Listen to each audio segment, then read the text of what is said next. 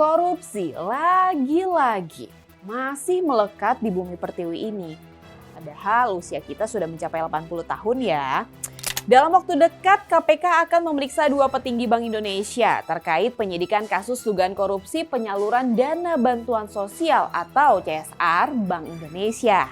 Mereka adalah Gubernur BI Peri Warjio dan Deputi Gubernur BI Filianingsih Hendarta. Aduh, Bank Indonesia loh, yang isinya uang semua loh. Saya Dilhantika, inilah Jurnalisik.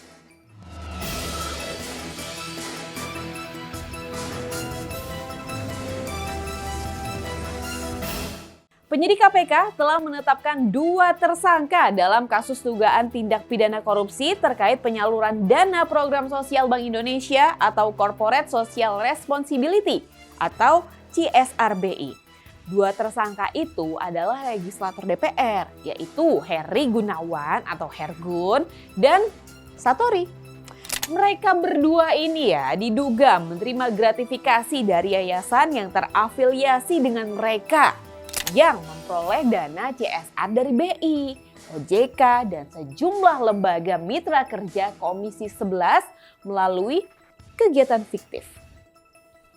Ya ampun, udah jadi anggota DPR kok ya, gajinya udah besar kan ya, masih aja ya, miris banget ya. Tahu nggak kawan inilah, mereka ini terima gratifikasi berapa besarnya? Tapi janji ya, jangan emosi. Kalau Hergun ya, yang merupakan fraksi Partai Gerindra periode 2019 hingga 2024, ini terimanya sebesar 15,86 miliar.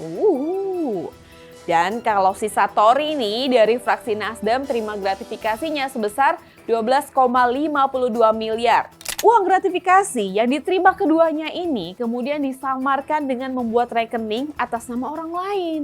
Terus dipakai buat beli-beli aset dong, aset pribadi. Aset pribadinya tahu nggak apa aja? Ada yang dibuat rumah makan, ada pengelolaan outlet minuman, bangun showroom, beli kendaraan, bahkan masuk rekening deposito juga. Aduh.